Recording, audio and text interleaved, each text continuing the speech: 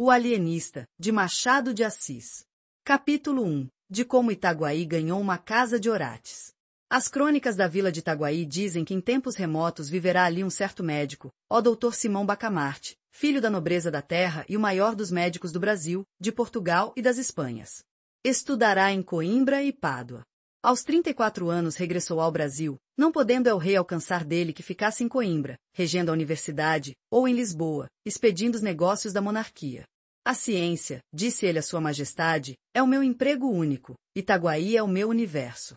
Dito isso, meteu-se em Itaguaí, e entregou-se de corpo e alma ao estudo da ciência, alternando as curas com as leituras, e demonstrando os teoremas com cataplasmas. Aos 40 anos casou com Dona Evarista da Costa e Mascarenhas, senhora de 25 anos, viúva de um juiz de fora, e não bonita nem simpática. Um dos tios dele, caçador de pacas perante o Eterno, e não menos franco, admirou-se de semelhante escolha e disse-lhe. Simão Bacamarte explicou-lhe que Dona Evarista reunia condições fisiológicas e anatomicais de primeira ordem, digeria com facilidade, dormia regularmente, tinha bom pulso, e excelente vista, estava assim apta para dar-lhe filhos robustos, sãos e inteligentes. Se além dessas prendas únicas dignas da preocupação de um sábio, Dona Evarista era mal compostada de feições, longe de lastimá-lo, agradecia-o a Deus, porquanto não corria o risco de preterir os interesses da ciência na contemplação exclusiva, miúda e vulgar da consorte. Dona Evarista mentiu às esperanças do doutor Bacamarte, não lhe deu filhos robustos nem mofinos. A índole natural da ciência é a longanimidade. O nosso médico esperou 3 anos, depois 4, depois 5. Ao cabo desse tempo fez um estudo profundo da matéria, releu todos os escritores árabes e outros, que trouxera para Itaguaí, enviou consultas às universidades italianas e alemãs, e acabou por aconselhar à mulher um regime alimentício especial. A ilustre dama, nutrida exclusivamente com a bela carne de porco de Itaguaí, não atendeu às admoestações do esposo, e a sua resistência explicável, mas inqualificável, devemos à total extinção da dinastia dos Bacamartes. Mas a ciência tem o inefável dom de curar todas as mágoas. O nosso médico mergulhou inteiramente no estudo e na prática da medicina. Foi então que um dos recantos desta lhe chamou especialmente a atenção, o recanto psíquico, o exame de patologia cerebral. Não havia na colônia, e ainda no reino, uma só autoridade em semelhante matéria, mal explorada, ou quase inexplorada. Simão Bacamarte compreendeu que a ciência lusitana, e particularmente a brasileira, podia cobrir-se de louros imarcessíveis, expressão usada por ele mesmo, mas em um arroubo de intimidade doméstica. Exteriormente era modesto, segundo convém aos sabedores. A saúde da alma, bradou ele, é a ocupação mais digna do médico. Do verdadeiro médico, emendou Crispim Soares, boticário da vila, e um dos seus amigós e comensais. A vereança de Itaguaí, entre outros pecados de que é arguida pelos cronistas, tinha o de não fazer caso dos dementes. Assim é que cada louco furioso era trancado em uma alcova, na própria casa, e, não curado, mas descurado, até que a morte o vinha defraudar do benefício da vida, os mansos andavam à solta pela rua. Simão Bacamarte entendeu desde logo reformar tão ruim costume, pediu licença à Câmara para agasalhar e tratar no edifício que ia construir todos os loucos de Itaguaí, e das demais vilas e cidades, mediante uma estipêndio, que a Câmara lhe daria quando a família do enfermo não pudesse fazer. A proposta excitou a curiosidade de toda a vila, e encontrou grande resistência, tão certa que dificilmente se desarraigam hábitos absurdos, ou ainda maus. A ideia de meter os loucos na mesma casa, vivendo em comum, pareceu em si mesma sintoma de demência e não faltou quem o insinuasse à própria mulher do médico. Olhe, Dona Evarista, disse-lhe o padre Lopes, vigário do lugar, veja se seu marido dá um passeio ao Rio de Janeiro. Isso de estudar sempre, sempre, não é bom, vira o juízo. Dona Evarista ficou aterrada. Foi ter com o marido, disse-lhe que estava com desejos, um principalmente, o de vir ao Rio de Janeiro e comer tudo que a ele lhe parecesse adequado a certo fim. Mas aquele grande homem, com a rara sagacidade que o distinguia, penetrou a intenção da esposa e redarguiu-lhe sorrindo que não tivesse medo. Dali foi à Câmara, onde os vereadores debatiam a proposta, e defendeu-a com tanta eloquência, que a maioria resolveu autorizá-la ao que pedirá, votando ao mesmo tempo um imposto destinado a subsidiar o tratamento, alojamento e mantimento dos doidos pobres. A matéria do impostonão foi fácil achá-la, tudo estava tributado em Itaguaí. Depois de longos estudos, assentou-se em permitir o uso de 2 penachos nos cavalos dos enterros. Quem quisesse emplumar os cavalos de um coche mortuário pagaria 2 tostões à Câmara, repetindo-se tantas vezes esta quantia quantas fossem as horas decorridas entre a do falecimento e a da última bênção na sepultura. O escrivão perdeu-se nos cálculos aritméticos do rendimento possível da nova taxa, e um dos vereadores, que não acreditava na empresa do médico, pediu que se relevasse o escrivão de um trabalho inútil. Os cálculos não são precisos, disse ele, porque o Dr. Bacamarte não arranja nada. Kemek viu agora meter todos os doidos dentro da mesma casa. Enganava-se o digno magistrado, o médico arranjou tudo. Uma vez empossado da licença começou logo a construir a casa. Era na Rua Nova, a mais bela rua de Itaguaí naquele tempo. Tinha 50 janelas por lado, um pátio no centro, e numerosos cubículos para os hóspedes. Como fosse grande arabista, achou no Corão que Maomé declara veneráveis os doidos, pela consideração de que Alá lhes tira o juízo para que não pequem.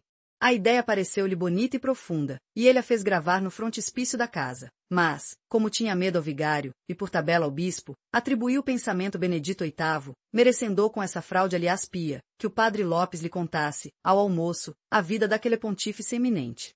A Casa Verde foi o nome dado ao asilo, por alusão à cor das janelas, que pela primeira vez apareciam verdes em Itaguaí. Inaugurou-se com imensa pompa, de todas as vilas e povoações próximas, e até remotas, e da própria cidade do Rio de Janeiro, correu gente para assistir às cerimônias, que duraram 7 dias. Muitos dementes já estavam recolhidos, e os parentes tiveram ocasião de ver o carinho paternal e a caridade cristã com que eles iam ser tratados.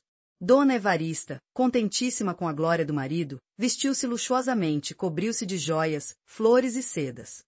Ela foi uma verdadeira rainha naqueles dias memoráveis. Ninguém deixou de ir visitá-la 2 e 3 vezes, apesar dos costumes caseiros e recatados do século, e não só a cortejavam como a louvavam, porquanto, e este fato é um documento altamente honroso para a sociedade do tempo, porquanto viam nela a feliz esposa de um alto espírito, de um varão ilustre, e, se lhe tinham inveja.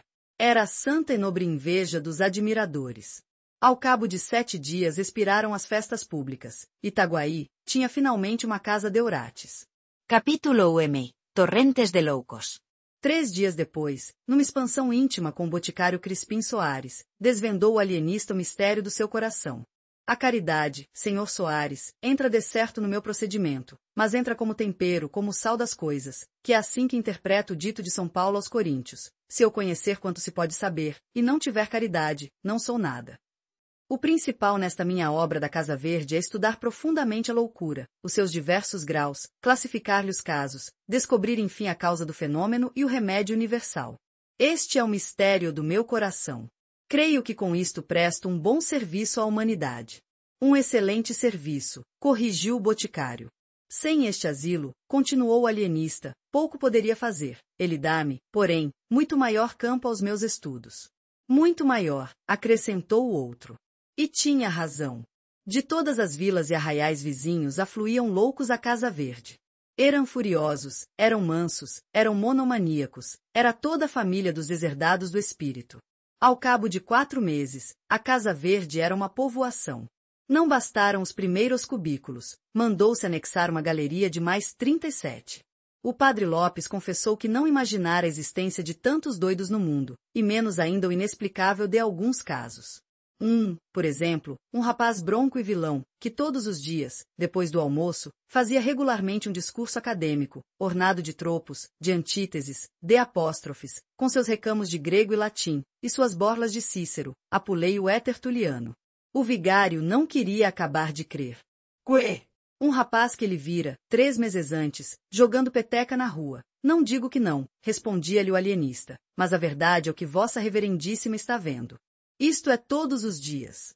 Quanto a mim, tornou o vigário, só se pode explicar pela confusão das línguas na Torre de Babel, segundo nos conta a Escritura. Provavelmente, confundidas antigamente as línguas, é fácil trocá-las agora, desde que a razão não trabalhe.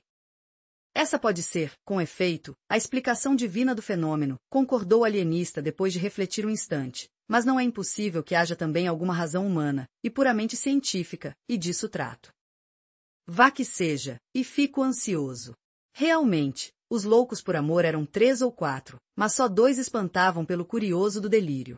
O primeiro, um falcão, rapaz de 25 anos, supunha-se estrela de alva, abria os braços e alargava as pernas, para dar-lhe certa feição de raios, e ficava assim horas esquecidas a perguntar se o sol já tinha saído para ele recolher-se. O outro andava sempre, à roda das salas ou do pátio, ao longo dos corredores, à procura do fim do mundo. Era um desgraçado, a quem a mulher deixou por seguir um peralvilho. Mal descobrir a fuga, armou-se de uma garrucha, e saiu-lhes no encalço. Achou-os 2 horas depois, ao pé de uma lagoa, matou-os a ambos com os maiores requintes de crueldade. O ciúme satisfez-se, mas o vingado estava louco. E então começou aquela ânsia de ir ao fim do mundo à cata dos fugitivos. A mania das grandezas tinha exemplares notáveis. O mais notável era um pobre diabo, filho de um algibebe, que narrava às paredes, porque não olhava nunca para nenhuma pessoa, toda a sua genealogia, que era esta. Deus engendrou um ovo, o ovo engendrou a espada engendrou Davi engendrou a púrpura engendrou o duque engendrou o marquês engendrou o conde, que sou eu. Dava uma pancada na testa, um estalo com os dedos, e repetia 5, 6 vezes seguidas. Deus engendrou um ovo, o ovo, etc. Outro da mesma espécie era um escrivão, que se vendia por mordomo do rei. Outro era um boiadeiro de Minas, cuja mania era distribuir boiadas a toda a gente. Dava 300 cabeças a um, 600 a outro, 1.200 a outro, e não acabava mais. Não falo dos casos de monomania religiosa, apenas citarei um sujeito que, chamando-se João de Deus, dizia gorazer o Deus João, e prometia o reino dos céus a quem o adorasse, e as penas do inferno aos outros. E depois desse, o licenciado Garcia, que não dizia nada, porque imaginava que no dia em que chegasse a proferir uma só palavra, todas as estrelas se despegariam do céu e abrasariam a terra. Tal era o poder que receberá de Deus. Assim o escrevia ele no papel que o alienista lhe mandava dar, menos por caridade do que por interesse científico. Que, na verdade, a paciência do alienista era ainda mais extraordinária do que todas as manias hospedadas na Casa Verde, nada menos que assombrosa. Simão Bacamarte começou por organizar um pessoal de administração, e, aceitando essa ideia ao boticário Crispim Soares, aceitou-lhe também 2 sobrinhos, a quem incumbiu da execução de um regimento que lhes deu, aprovado pela Câmara, da distribuição da comida e da roupa, e assim também da escrita, etc. Era o melhor que podia fazer, para somente cuidar do seu ofício. A Casa Verde, disse ele ao vigário, é agora uma espécie de mundo, em que há o governo temporal e o governo espiritual. E o padre Lopes ria deste pio trocado e acrescentava com o único fim de dizer também uma chalaça: deixe estar, que hei de mandá-lo denunciar ao Papa. Uma vez desonerado da administração, o alienista procedeu a uma vasta classificação dos seus enfermos. Dividiu-os primeiramente em 2 classes principais, os furiosos e os mansos. Daí passou a subclasses, monomanias, delírios, alucinações diversas. Isto feito, começou um estudo aturado e contínuo. Analisava os hábitos de cada louco, as choras de acesso, as aversões, as simpatias, as palavras, os gestos, as tendências. Inquiria da vida dos enfermos, profissão, costumes, circunstâncias da revelação mórbida, acidentes da infância e da mocidade, doenças de outra espécie, antecedentes na família, uma devassa. Enfim, como a não faria o mais atilado corregedor. E cada dia notava uma observação nova, uma descoberta interessante, um fenômeno extraordinário. Ao mesmo tempo estudava o melhor regime, as substâncias medicamentosas, os meios curativos e os meios paliativos, não só os que vinham nos seus amados árabes, como os que ele mesmo descobria, a forçar de sagacidade e paciência. Ora, todo esse trabalho levava-lhe o melhor e o mais do tempo. Mal dormia e mal comia, e, ainda comendo, era como se trabalhasse, porque ora interrogava um texto antigo, ora ruminava uma questão, e ia muitas vezes de um cabo a outro do jantar sem dizer uma só palavra a Dona Evarista. Capítulo M. Deus sabe o que faz. Ilustre dama, no fim de 2 meses, achou-se a mais desgraçada das mulheres. Caiu em profunda melancolia, ficou amarela, magra, comia pouco e suspirava a cada canto. Não ousava fazer-lhe nenhuma queixa ou reproche, porque respeitava nele o seu marido esenhor, mas padecia calada, e definhava a olhos vistos. Um dia, ao jantar, como lhe perguntasse o marido o que é que tinha, respondeu tristemente que nada. Depois atreveu-se um pouco, e foi ao ponto de dizer que se considerava tão viúva como dantes. E acrescentou: quem diria nunca que meia dúzia de lunáticos? Não acabou a frase, ou antes, acabou-a levantando os olhos ao teto, os olhos, que eram a sua feição mais insinuante, negros, grandes, lavados de uma luz úmida, como os da aurora. Quanto ao gesto, era o mesmo que empregara no dia em que Simão Bacamarte a pediu em casamento. Não dizem as crônicas se Dona Evarista brandiu aquela arma com o perverso intuito de degolar de uma vez a ciência, ou, pelo menos, decepar-lhe as mãos, mas a conjetura é verossímil. Em todo caso, o alienista não lhe atribuiu intenção. E não se irritou o grande homem, não ficou sequer consternado. O metal de seus olhos não deixou de ser o mesmo metal, duro, liso, eterno. Nem a menor prega veio quebrar a superfície da fronte quieta como a água de Botafogo. Talvez um sorriso lhe descerrou os lábios, por entre os quais filtrou esta palavra macia como o óleo do cântico. Consinto que vás dar um passeio ao Rio de Janeiro. Dona Evarista sentiu faltar-lhe o chão debaixo dos pés. Nunca dos nuncas vira o Rio de Janeiro, que posto não fosse sequer uma pálida sombra do que hoje é, todavia era alguma coisa mais do que Itaguaí. Ver o Rio de Janeiro, para ela, equivalia ao sonho do hebreu cativo. Agora, principalmente, que o marido assentara de vez naquela povoação interior, agora é que ela perderá as últimas esperanças de respirar os ares da nossa boa cidade, e justamente agora é que ele a convidava a realizar os seus desejos de menina e moça. Dona Evarista não pôde dissimular o gosto de semelhante proposta.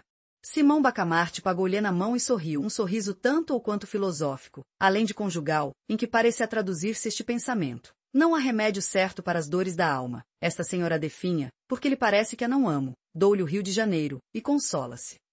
Epor, que era homem estudioso, tomou nota da observação. Mas um dardo atravessou o coração de Dona Evarista. Conteve-se, entretanto, limitou-se a dizer ao marido que, se ele não ia, ela não iria também, porque não havia de meter Cezuzinha pelas estradas. Irá com sua tia, redarguiu o alienista. Note-se que Dona Evarista tinha pensado nisso mesmo, mas não quisera pedi-lo nem insinuá-lo, em primeiro lugar porque seria impor grandes despesas ao marido, em segundo lugar porque era melhor, mais metódico e racional que a proposta viesse dele. Mas o dinheiro que será preciso gastar, suspirou Dona Evarista sem convicção. Que importa? Temos ganho muito, disse o marido. Ainda ontem o escriturário prestou-me contas. Queres ver? E levou aos livros. Dona Evarista ficou deslumbrada. Era uma via-láctea de algarismos. E depois levou as arcas, onde estava o dinheiro. Deus! Eram montes de ouro, eram 1000 cruzados sobre 1000 cruzados, dobrões sobre dobrões, era opulência. Enquanto ela comia o ouro com seus olhos negros, o alienista fitava-a, e dizia-lhe ao ouvido com a mais pérfida das alusões. Quem diria que meia dúzia de lunáticos? Dona Evarista compreendeu, sorriu e respondeu com muita resignação. Deus sabe o que faz. 3 meses depois efetuava-se a jornada. Dona Evarista, a tia, a mulher do boticário, um sobrinho deste, um padre que o alienista conhecera em Lisboa, e que de aventura chavassei em Itaguaí 5 ou 6 pajens, 4 mucamas, tal foi a comitiva que a população viu dali sair em certa manhã do mês de maio. As despedidas foram tristes para todos, menos para o alienista. Conquanto as lágrimas de Dona Evarista fossem abundantes e sinceras, não chegaram a abalá-lo. Homem de ciência, e só de ciência, nada o consternava fora da ciência, e se alguma coisa o preocupava naquela ocasião, se ele deixava correr pela multidão um olhar inquieto e policial, não era outra coisa mais do que a ideia de que algum demente podia achar-se ali misturado com agente de juízo. Adeus! Soluçaram enfim as damas e o boticário. E partiu a comitiva. Crispim Soares, ao tornar a casa, trazia os olhos entre as 2 orelhás da besta ruana em que vinha montado. Simão Bacamarte alongava os seus pelo horizonte ardiante, deixando ao cavalo a responsabilidade do regresso. Imagem vivaz do gênio e do vulgo. Um fita o presente, com todas as suas lágrimas e saudades, outro devasso futuro com todas as suas auroras. Capítulo UMV, uma teoria nova. Ao passo que Dona Evarista, em lágrimas, vinha buscando um Rio de Janeiro, Simão Bacamarte estudava por todos os lados uma certa ideia arrojada e nova, própria a largar as bases da psicologia.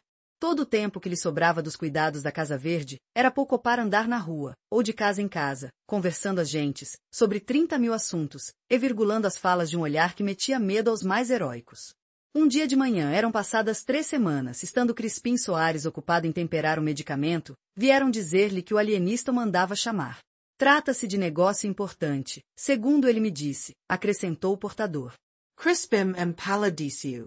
Que negócio importante podia ser, se não alguma notícia da comitiva, e especialmente da mulher? Porque este tópico deve ficar claramente definido, visto insistirem nele os cronistas. Crispim amava a mulher, e, desde 30 anos, nunca estiveram separados um só dia. Assim se explicam os monólogos que ele fazia agora, e que aos fâmulos lhe ouviam muita vez. Anda, bem feito. Quem te mandou consentir na viagem de Cesária? Badulator, Torp Badulator. Só para adular ao doutor Bacamarte. Pois agora aguenta-te, anda, aguenta-te, alma de lacaio, fracalhão, vil, miserável. Dizes amém a tudo, não é? Aí tens o lucro, biltre. E muitos outros nomes feios, que um homem não deve dizer aos outros, quanto mais a si mesmo. Daqui a imaginar o efeito do recado é um nada. Tão depressa ele o recebeu como abriu mão das drogas e voou à Casa Verde. Simão Bacamarte recebeu-o com a alegria própria de um sábio, uma alegria abotoada de circunspeção até o pescoço. Estou muito contente, disse ele. Notícias do nosso povo? Perguntou o boticário com a voz trêmula. O alienista fez um gesto magnífico, e respondeu. Trata-se de coisa mais alta, trata-se de uma experiência científica. Digo experiência porque não me atrevo a assegurar desde já a minha ideia, nem a ciência outra coisa, Sr. Soares, senão uma investigação constante. Trata-se, pois, de uma experiência, mas uma experiência que vai mudar a face da Terra. A loucura, objeto dos meus estudos, era até agora uma ilha perdida no oceano da razão. Começo a suspeitar que é um continente. Disse isto, e calou-se, para ruminar o pasmo do boticário. Depois explicou compridamente sua ideia. No conceito dele, a insânia abrangia uma vasta superfície de cérebros, e desenvolveu isto com grande cópia de raciocínios, de textos, de exemplos. Os exemplos achou-os na história e em Itaguaí, mas, como um raro espírito que era, reconheceu perigo de citar todos os casos de Itaguaí e refugiou-se na história. Assim, apontou como especialidade alguns personagens célebres, Sócrates, que tinha um demônio familiar, Pascal, que via um abismo à esquerda, Maomé, Caracalla, Domiciano, Calígula, etc. Uma enfiada de casos e pessoas, em que de mistura vinham entidades odiosas e entidades ridículas. E porque o boticário se admirasse de uma tal promiscuidade, o alienista disse-lhe que era tudo a mesma coisa, e até acrescentou sentenciosamente. A ferocidade, Sr. Soares, é o grotesco a sério. Gracioso, muito gracioso, exclamou Crispim Soares levantando as mãos ao céu. Quanto à ideia de ampliar zero território da loucura, achou-a zero boticário extravagante, mas a modéstia, principal adorno de seu espírito, não lhe sofreu confessar outra coisa além de um nobre entusiasmo, declarou-a sublime e verdadeira, e acrescentou que era caso de matraca. Esta expressão não tem equivalente no estilo moderno. Naquele tempo, Itaguaí, que como as demais vilas, arraiais e povoações da colônia, não dispunha de imprensa, tinha dois modos de divulgar uma notícia, ou por meio de cartazes manuscritos e pregados na porta da Câmara e da Matriz, ou por meio de matraca. Eis em que consistia este segundo uso. Contratava-se um homem, por um ou mais dias para andar as ruas do povoado, com uma matraca na mão. De quando em quando tocava a matraca, reunia-se gente, e ele anunciava o que lhe incumbia um remédio para sezões, umas terras lavradias, um soneto, um donativo eclesiástico, a melhor tesoura da vila, o mais belo discurso do ano, etc. O sistema tinha inconvenientes para a paz pública, mas era conservado pela grande energia de divulgação que possuía. Por exemplo, um dos vereadores, aquele justamente que mais se opusera à criação da Casa Verde, desfrutava a reputação de perfeito educador de cobras e macacos e, aliás, nunca domesticara um só desses bichos, mas tinha o cuidado de fazer trabalhar a matraca todos os meses.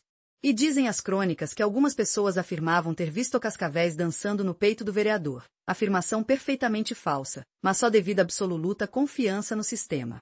Verdade, verdade. Nem todas as instituições do antigo regime mereciam o desprezo do nosso século. Há melhor do que anunciar a minha ideia, é praticá-la, respondeu o alienista à insinuação do boticário. E o boticário, não divergindo sensivelmente deste modo de ver, disse-lhe que sim, que era melhor começar pela execução. Sempre haverá tempo de adar a matraca, concluiu ele. Simão Bacamarte refletiu ainda um instante, e disse. Suponho o espírito humano uma vasta concha, o meu fim, Sr. Soares, é ver se posso extrair a pérola, que é a razão. Por outros termos, demarquemos definitivamente os limites da razão e da loucura. A razão é o perfeito equilíbrio de todas as faculdades, fora daí insânia, insânia e só insânia. O vigário Lopes, a quem ele confiou a nova teoria, declarou lisamente que não chegava a entendê-la, que era uma obra absurda, e, se não era absurda, era de tal modo colossal que não merecia princípio de execução.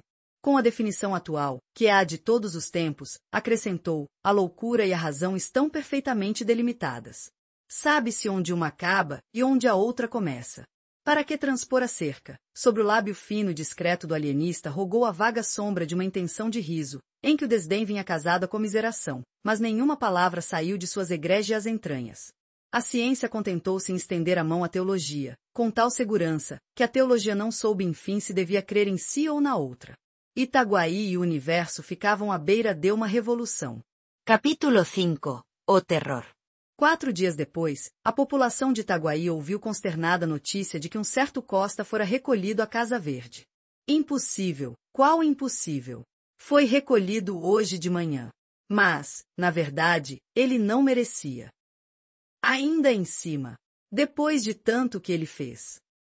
Costa era um dos cidadãos mais estimados de Itaguaí, herdara 400 mil cruzadós em boa moeda de el-rei Dom João V, dinheiro cuja renda bastava, segundo lhe declarou Zero Tio no testamento, para viver até o fim do mundo. Tão depressa recolheu a herança, como entrou a dividi-la em empréstimos, sem usura, 1.000 cruzados a um, 2.000 a outro, 300 a este, 800 àquele, a tal ponto que, no fim de 5 anos, estava sem nada. Se a miséria viesse de chofre, o pasmo de Itaguaí seria enorme, mas veio devagar. Ele foi passando da opulência à abastança, da abastança à mediania, da mediania à pobreza, da pobreza à miséria, gradualmente.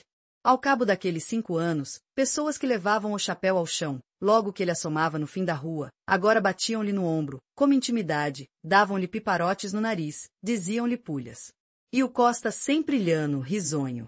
Nem se lhe dava de ver que os menos corteses eram justamente os que tinham ainda a dívida em aberto. Ao contrário, parece que os agasalhava com maior prazer, e mais.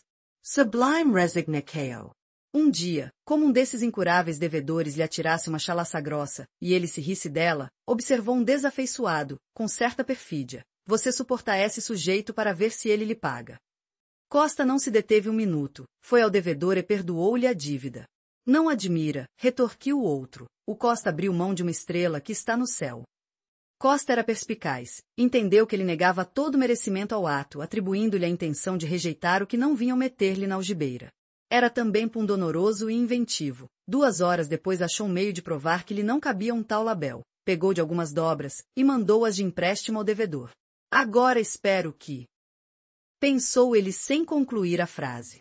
Esse último rasgo do Costa persuadiu a crédulos e incrédulos. Ninguém mais pôs em dúvida os sentimentos cavalheirescos daquele digno cidadão.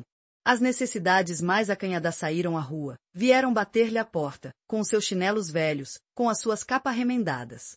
Um verme, entretanto, rola a alma do Costa, era o conceito do desafeto.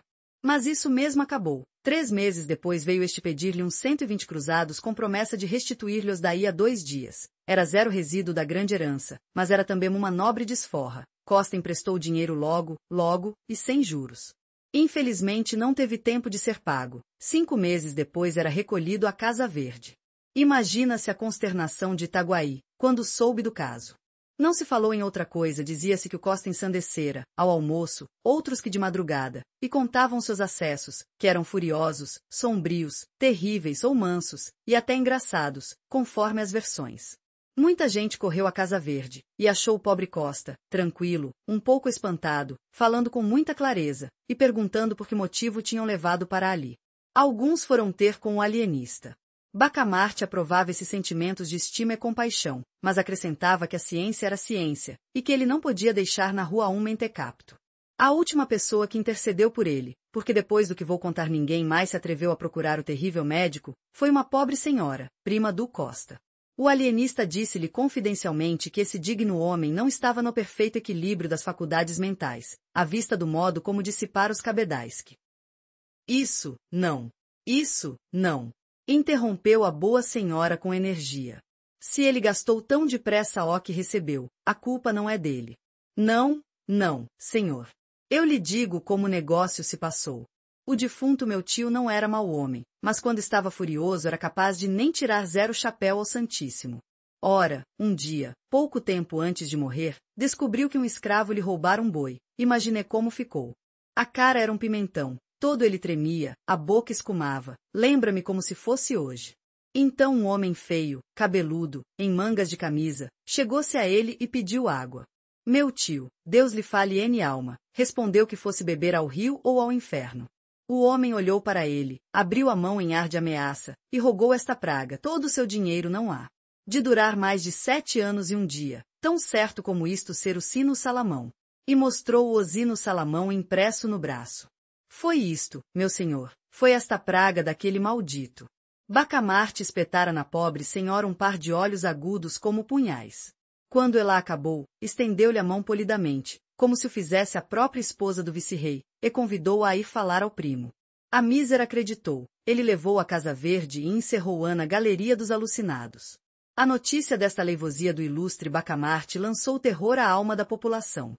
Ninguém queria acabar de crer que, sem motivo, sem inimizade, o alienista trancasse na Casa Verde uma senhora perfeitamente ajuizada, que não tinha outro crime senão o de interceder por um infeliz. Comentava-se o caso nas esquinas, nos barbeiros, edificou-se um romance, umas finezas namoradas que o alienista outrora dirigira à prima do Costa, a indignação do Costa e o desprezo da prima. E daí a vingança. Era claro. Mas a austeridade do alienista, a vida de estudos que ele levava, pareciam desmentir uma tal hipótese. Histórias. Tudo isso era naturalmente a capa do velhaco. E um dos mais crédulos chegou a murmurar que sabia de outras coisas, não as dizia, por não ter certeza plena, mas sabia quase que podia jurar. Você, que é íntimo dele, não nos podia dizer o que há, o que houve, que motivo. Crispim Soares derretia-se todo. Esse interrogar da gente inquieta e curiosa, dos amigos atonitos, era para ele uma consagração pública. Não havia duvidar. Toda a povoação sabia enfim que o privado do alienista era ele, Crispim, o boticário, o colaborador do grande homem e das grandes coisas. Daí a corrida botica.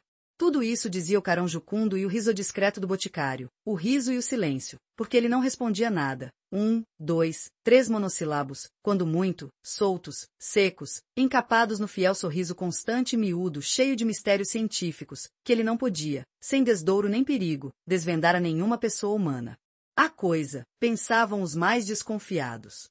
Um desses limitou-se a pensá-lo, deu de ombros e foi embora. Tinha negócios pessoais, acabava de construir uma casa suntuosa. Só a casa bastava para deter a chamar toda a gente, mas havia mais, a mobília, que ele mandara vir da Hungria e da Holanda, segundo contava, e que se podia ver do lado de fora, porque as janelas viviam abertas e o jardim que era uma obra-prima de arte e de gosto. Esse homem, que enriquecera no fabrico de albardas, tinha tido sempre o sonho de uma casa magnífica, jardim pomposo, mobília rara. Não deixou o negócio das albardas, mas repousava dele na contemplação da casa nova, a primeira de Itaguaí, mais grandiosa do que a Casa Verde, mais nobre do que a da Câmara. Entre a gente ilustre da povoação havia choro e rêndia de dentes, quando se pensava, ou se falava, ou se louvava a casa do albardeiro, um simples albardeiro, Deus do céu. Lá está ele embasbacado. Diziam os transeuntes, de manhã. De manhã, com efeito, era costume do Mateus estatelar-se, no meio do jardim, com os olhos na casa, namorado, durante uma longa hora, até que vinham chamá-lo para almoçar. Os vizinhos, embora o cumprimentassem com certo respeito, riam-se por trás dele, que era um gosto.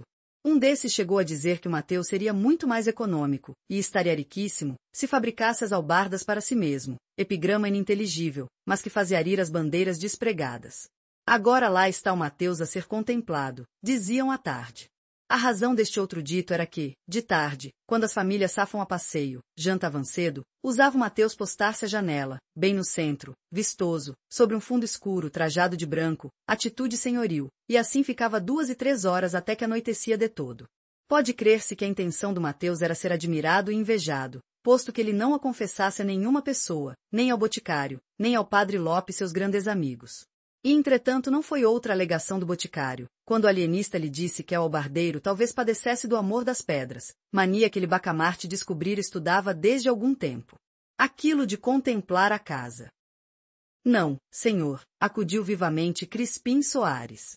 Não, há de perdoar-me, mas talvez não saiba que ele de manhã examina a obra, não a admira, de tarde, são os outros que o admiram a ele e a obra. E contou o uso do albardeiro, todas as tardes, desde cedo até o cair da noite. Uma volúpia científica alumiou os olhos de Simão Bacamarte. Ou ele não conhecia todos os costumes do albardeiro, ou nada mais quis, interrogando Crispim, do que confirmar alguma notícia incerta ou suspeita vaga. A explicação satisfê-lo, mas como tinha as alegrias próprias de um sábio, concentradas, nada viu o boticário que fizesse suspeitar uma intenção sinistra. Ao contrário, era de tarde, e o alienista pediu-lhe o braço para irem a passeio. Deus! Era a primeira vez que Simão Bacamarte dava o seu privado tamanha honra. Crispim ficou trêmulo, atarantado, disse que sim, que estava pronto. Chegaram 2 ou 3 pessoas de fora. Crispim mandou-as mentalmente a todos os diabos. Não só atrasavam o passeio, como podia acontecer que Bacamarte elegesse alguma delas, para acompanhá-lo, e o dispensasse a ele. ¡Qué impaciencia! ¡Qué aflicao! Enfim, Sairam. O alienista guiou para os lados da casa do albardeiro, viu a janela, passou 5, 6 vezes por diante, devagar parando, examinando as atitudes, a expressão do rosto. O pobre Mateus apenas notou que era objeto da curiosidade ou admiração do primeiro volto de Itaguaí e redobrou de expressão, deu outro relevo às atitudes. Triste, não fez mais do que condenar-se. No dia seguinte, foi recolhido à Casa Verde. A Casa Verde é um cárcere privado, disse um médico sem clínica. Nunca uma opinião pegou e graçou tão rapidamente. Cárcere privado, eis o que se repetirá de norte a sul e de leste a oeste de Itaguaí a medo, é verdade, porque durante a semana que se seguiu a captura do pobre Mateus, 20 e tantas pessoas, 2 ou 3 de consideração, foram recolhidas à Casa Verde. O alienista dizia que só eram admitidos os casos patológicos, mas pouca gente lhe dava crédito. Sucediam-se as versões populares. Vingança, cobiça de dinheiro, castigo de Deus, monomania do próprio médico, plano secreto do Rio de Janeiro com o fim de destruir em Itaguaí qualquer germen de prosperidade que viesse a brotar, arvorecer, florir, com desdouro e míngua daquela cidade, 1000 outras explicações, que não explicavam nada, tal era o produto diário da imaginação pública. Nisto chegou do Rio de Janeiro a esposa do alienista, a tia, a mulher do Crispim Soares, e toda mais comitiva, ou quase toda que algumas semanas antes partirá de Itaguaí o alienista foi recebê-la, com o boticário, o padre Lopes, os vereadores e vários outros magistrados. O momento em que Dona Evarista pôs os olhos na pessoa do marido é considerado pelos cronistas do tempo como um dos mais sublimes da história moral dos homens, e isto pelo contraste das duas naturezas, ambas extremas, ambas egrégias. Dona Evarista soltou um grito, balbuciou uma palavra e atirou-se ao consorte de um gesto que não se pode melhor definir do que comparando a uma mistura de onça e rola. Não assim o ilustre Bacamarte, frio como diagnóstico, sem desengonçar por um instante a rigidez científica, estendeu os braços à dona que caiu neles e desmaiou. Curto incidente. Ao cabo de 2 minutos Dona Evarista recebia os cumprimentos dos amigos e o préstito punha-se em marcha. Dona Evarista era a esperança de Itaguaí, contava-se com ela para minorar o flagelo da Casa Verde. Daí as aclamações públicas, a imensa gente que atulhava as ruas, as flâmulas, as flores e damascos às janelas.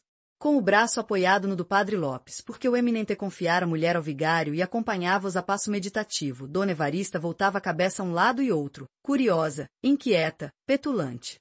O vigário indagava do Rio de Janeiro, que ele não vira desde o vice-reinado anterior, e Dona Evarista respondia entusiasmada que era a coisa mais bela que podia haver no mundo. O passeio público estava acabado, um paraíso onde ela fora muitas vezes, e a Rua das Belas Noites, o chafariz das marrecas. O chafariz das marrecas. Eram mesmo marrecas, feitas de metal e despejando água pela boca fora. Uma coisa galantíssima. O vigário dizia que sim, que o Rio de Janeiro devia estar agora muito mais bonito. Se já o era noutro tempo. Não admira maior do que Itaguaí, e, demais, sede do governo. Mas não se pode dizer que Itaguaí fosse feio, tinha belas casas, a casa do Mateus, a Casa Verde. A propósito de Casa Verde, disse o padre Lopes escorregando habilmente para o assunto da ocasião, a senhora vem achá-la muito cheia de gente. Sim, é verdade. Lá está o Mateus. O albardeiro, está o Costa, a prima do Costa, e fulano, e cicrano, e... Tudo isso doido, ou quase doido, obtemperou o padre. Mas então, o vigário derreou os cantos da boca, à maneira de quem não sabe nada ou não quer dizer tudo. Resposta vaga, que se não pode repetir a outra pessoa por falta de texto. Dona Evarista achou realmente extraordinário que toda aquela gente ensandecesse. Um ou outro, vá, mas todos? Entretanto custava-lhe duvidar. O marido era um sábio, não recolheria ninguém à Casa Verde sem prova evidente de loucura. Sem dúvida. Sem dúvida. Ia pontuando o vigário. 3 horas depois cerca de 50 convivas sentavam-se em volta da mesa de Simão Bacamarte. Era o jantar das boas-vindas. Dona Evarista foi o assunto obrigado dos brindes, discursos, versos de toda a casta, metáforas, amplificações, apólogos. Ela era esposa do novo Hipócrates, a musa da ciência, anjo, divina, aurora, caridade, vida, consolação. Trazia nos olhos 2 estrelas segundo a versão modesta de Crispim Soares e 2 sóis no conceito de um vereador. O alienista ouvia essas coisas um tanto enfastiado, mas sem visível impaciência. Quando muito, dizia ao ouvido da mulher que a retórica permitia tais arrojos sem significação. Dona Evarista fazia esforços para aderir a esta opinião do marido, mas ainda descontando 3/4 partes das louvaminhas, ficava muito com que enfunar-lhe a alma. Um dos oradores, por exemplo, Martim Brito, rapaz de 25 anos, pinta-alegrete acabado, curtido de namoros e aventuras, declamou um discurso em que o nascimento de Dona Evarista era explicado pelo mais singular dos reptos. Deus, disse ele depois de dar o universo ao homem e à mulher, esse diamante e essa pérola da coroa divina, e o orador arrastava triunfalmente esta frase de uma ponta a outra da mesa. Deus quis vencer a Deus, e criou Dona Evarista. Dona Evarista baixou os olhos com exemplar modéstia. Duas senhoras, achando a cortesanice excessiva e audaciosa, interrogaram os olhos do dono da casa, e, na verdade, zero gesto do alienista pareceu-lhes nublado de suspeitas, de ameaças e provavelmente de sangue. O atrevimento foi grande, pensaram as duas damas. E uma e outra pediam a Deus que removesse qualquer episódio trágico ou que o adiasse ao menos para o dia seguinte. Sim, que o adiasse. Uma delas, a mais piedosa, chegou a admitir consigo mesma que Dona Evarista não merecia nenhuma desconfiança, tão longe estava de ser atraente ou bonita. Uma simples água morna. Verdade é que, se todos os gostos fossem iguais, o que seria do amarelo? Esta ideia fê-la tremer outra vez, embora menos, porque o alienista sorria agora para Martim Brito e, levantados todos, foi ter com ele e falou-lhe do discurso. Não lhe negou que era um improviso brilhante, cheio de rasgos magníficos. Seria dele mesmo a ideia relativa ao nascimento de Dona Evarista ou tê-la-ia encontrado em algum autor que... Não, senhor, era dele mesmo, achou-a naquela ocasião e pareceu-lhe adequada a uma roubo oratório. De resto, suas ideias eram antes arrojadas do que ternas ou jocosas. Dava para o épico. Uma vez, por exemplo, compôs uma ode à queda do Marquês de Pombal, em que dizia que esse ministro era o dragão aspérrimo do nada esmagado pelas garras vingadoras do todo, e assim outras mais ou menos fora do comum. Gostava das ideias sublimes e raras, das imagens grandes e nobres. Pobra Moco, pensou o alienista. E continuou consigo. Trata-se de um caso de lesão cerebral, fenômeno sem gravidade, mas digno de estudo. Dona Evarista ficou estupefata quando soube, 3 dias depois, que o Martim Brito fora alojado na Casa Verde. Um moço que tinha ideias tão bonitas. As duas senhoras atribuíram o ato a ciúmes do alienista. Não podia ser outra coisa. Realmente, a declaração do moço fora audaciosa demais. Sums. Mas como explicar que, logo em seguida, fossem recolhidos José Borges do Couto Leme, pessoa estimável, o Chico das Cambraias, folgazão emérito, o escrivão Fabrício e ainda outros? O terror acentuou-se. Não se sabia já quem estava são, nem quem estava doido. As mulheres, quando os maridos safam, mandavam acender uma lamparina a Nossa Senhora, e nem todos os maridos eram valorosos, alguns não andavam fora sem uma ou 2 capangas. Positivamente o terror. Quem podia emigrava. Um desses fugitivos chegou a ser preso a 200 passos da vila. Era um rapaz de 30 anos, amável, conversado, polido, tão polido que não cumprimentava alguém sem levar o chapéu ao chão. Na rua, acontecia-lhe correr uma distância de 10 a 20 braças para ir apertar a mão a um homem grave, a uma senhora, às vezes a um menino, como acontecerá ao filho do juiz de fora. Tinha a vocação das cortesias. De resto, devia as boas relações da sociedade, não só aos dotes pessoais, que eram raros, como a nobre tenacidade com que nunca desanimava diante de 1, 2, 4, 6 recusas, caras feias, etc. O que acontecia era que, uma vez entrado numa casa, não a deixava mais, nem os da casa o deixavam a ele, tão gracioso era Ógio Bernardes. Pois o Gil Bernardes, apesar de se saber estimado, teve medo quando lhe disseram um dia que o alienista o trazia de olho. Na madrugada seguinte fugiu da vila, mas foi logo apanhado e conduzido à Casa Verde. Devemos acabar com isto. Não pode continuar. Abaixo a tirania. Déspota. Violento. Golias. Não eram gritos na rua, eram suspiros em casa, mas não tardava a hora dos gritos. O terror crescia. Avizinhava-se a rebelião. A ideia de uma petição ao governo, para que Simão Bacamarte fosse capturado e deportado, andou por algumas cabeças, antes que o barbeiro Porfírio a expendesse na loja com grandes gestos de indignação. Note-se, e essa é uma das laudas mais puras desta sombria história, note-se que o Porfírio, desde que a Casa Verde começara a povoar-se tão extraordinariamente, viu crescerem-lhe os lucros pela aplicação assídua de sanguessugas que dali lhe pediam, mas o interesse particular, dizia ele, deve ceder ao interesse público. E acrescentava, é preciso derrubar o tirano. Note-se mais que ele soltou esse grito justamente no dia em que Simão Bacamarte fizera recolher à Casa Verde um homem que trazia com ele uma demanda, o Coelho. Não me dirão em que é que o Coelho é doido. Bradou o Porfírio. E ninguém lhe respondia. Todos repetiam que era um homem perfeitamente ajuizado.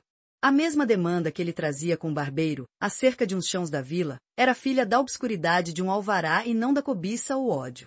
Um excelente caráter o Coelho. Os únicos desafeiçoados que tinha eram alguns sujeitos que, dizendo-se taciturnos ou alegando andar com pressa mal, o viam de longe, dobravam as esquinas, entravam nas lojas, etc. Na verdade, ele amava boa palestra, a palestra comprida, gostava sorvos largos, e assim é que nunca estava só, preferindo os que sabiam dizer duas palavras, mas não desdenhando os outros. O padre Lopes, que cultivava o Dante, e era inimigo do Coelho, nunca o via desligar-se de uma pessoa que não declamasse e emendasse este trecho. La bocca sollevò dal fiero pasto. Quel seccatore. Mas uns sabiam do ódio do padre, e outros pensavam que isto era uma oração em latim. Capítulo 5. A rebelião. Cerca de 30 pessoas ligaram-se ao barbeiro, redigiram e levaram uma representação à Câmara. A Câmara recusou aceitá-la, declarando que a Casa Verde era uma instituição pública, é que a ciência não podia ser emendada por votação administrativa, menos ainda por movimentos de rua. Voltai ao trabalho, concluiu o presidente, é o conselho que vos damos. A irritação dos agitadores foi enorme. O barbeiro declarou que iam dali levantar a bandeirada rebelião e destruir a Casa Verde, que Itaguaí não podia continuar a servir de cadáver aos estudos e experiências de um déspota, que muitas pessoas estimáveis e algumas distintas, outras humildes mas dignas de apreço, jaziam nos cubículos da Casa Verde, que o despotismo científico do alienista complicava-se do espírito de ganância, visto que os loucos ou supostos tais não eram tratados de graça, as famílias, em falta delas, a Câmara pagavam ao alienista. É falso. Interrompeu o presidente. Falso? Há cerca de 2 semanas recebemos um ofício do ilustre médico em que nos declara que, tratando de fazer experiências de alto valor psicológico, desiste do estipêndio votado pela Câmara, bem como nada receberá das famílias dos enfermos. A notícia deste ato tão nobre, tão puro, suspendeu um pouco a alma dos rebeldes. Seguramente o alienista podia estar em erro, mas nenhum interesse alheio à ciência o instigava, e para demonstrar o erro, era preciso alguma coisa mais do que arruaças e clamores. Isto disse o presidente, com o aplauso de toda a Câmara. O barbeiro, depois de alguns instantes de concentração, declarou que estava investido de um mandato público e não restituiria a paz a Itaguaí antes de ver por terra a Casa Verde, essa bastilha da razão humana, expressão que ouvirá um poeta local e que ele repetiu com muita ênfase. Disse, e, a um sinal, todos saíram com ele. Imagine-se a situação dos vereadores, urgia obstar ao ajuntamento, à rebelião, à luta, ao zangue. Para acrescentar ao mal, um dos vereadores que apoiara o presidente ouvindo agora a denominação dada pelo barbeiro à Casa Verde, bastilha da razão humana, achou-a tão elegante que mudou de parecer. Disse que entendia de bom aviso decretar alguma medida que reduzisse a Casa Verde, e porque o presidente, indignado, manifestasse em termos enérgicos o seu pasmo, o vereador fez esta reflexão. Nada tenho que ver com a ciência, mas, se tantos homens em quem supomos são reclusos por dementes, quem nos afirma que o alienado não é o alienista? Sebastião Freitas, o vereador dissidente, tinha o dom da palavra e falou ainda por algum tempo, com prudência mas com firmeza. Os colegas estavam atonitos. O presidente pediu-lhe que, ao menos, desse o exemplo da ordem e do respeito à lei, não aventasse as suas ideias na rua para não dar corpo e alma à rebelião, que era por ora um turbilhão de átomos dispersos. Esta figura corrigiu um pouco o efeito da outra. Sebastião Freitas prometeu suspender qualquer ação, reservando-se o direito de pedir pelos meios legais a redução da Casa Verde. E repetia consigo namorado, bastilha da razão humana, entretanto a arruaça crescia. Já não eram 30, mas 300 pessoas que acompanhavam o barbeiro, cuja alcunha familiar deve ser mencionada, porque ela deu o nome Revolta. Chamavam-lhe o Canjica e o movimento ficou célebre com o nome de Revolta dos Canjicas.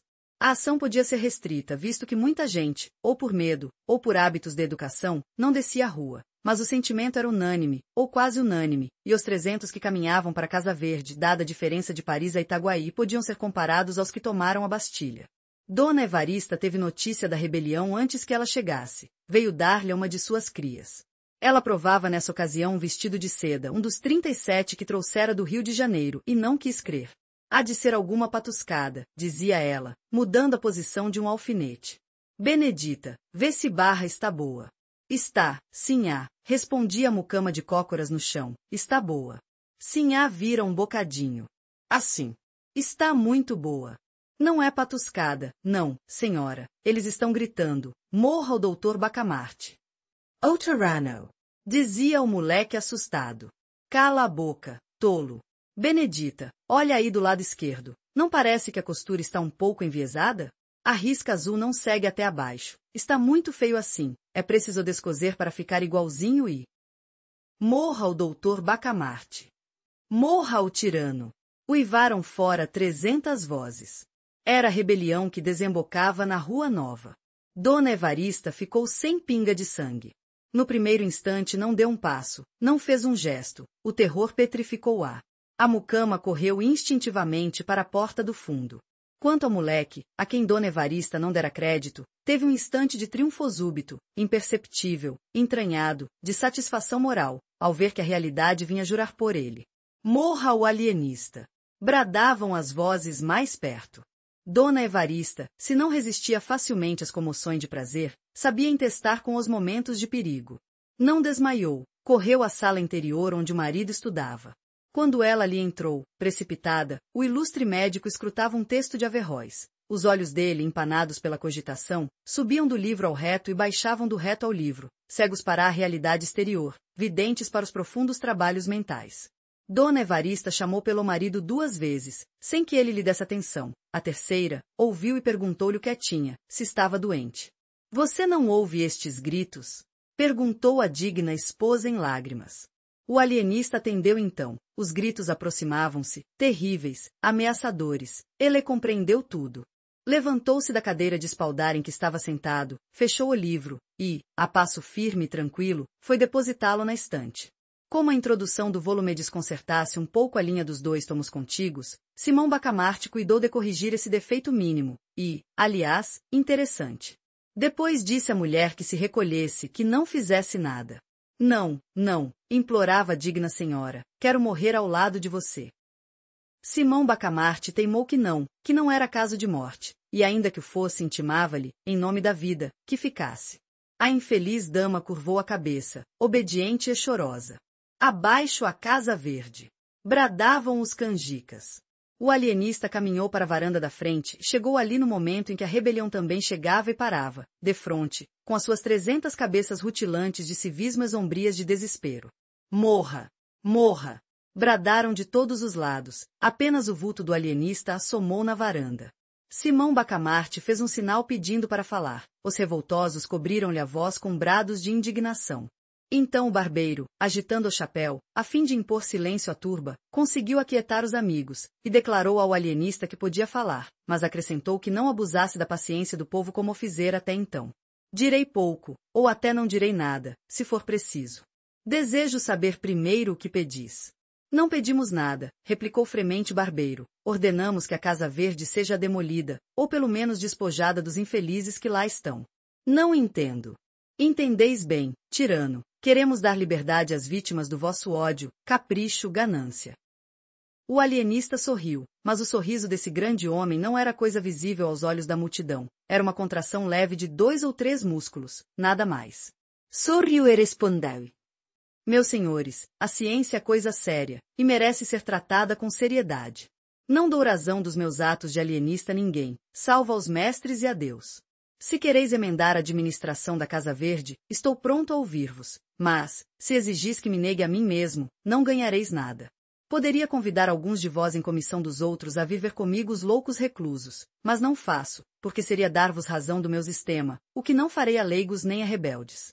Disse isto o alienista e a multidão ficou atônita. Era claro que não esperava tanta energia e menos ainda tamanha serenidade.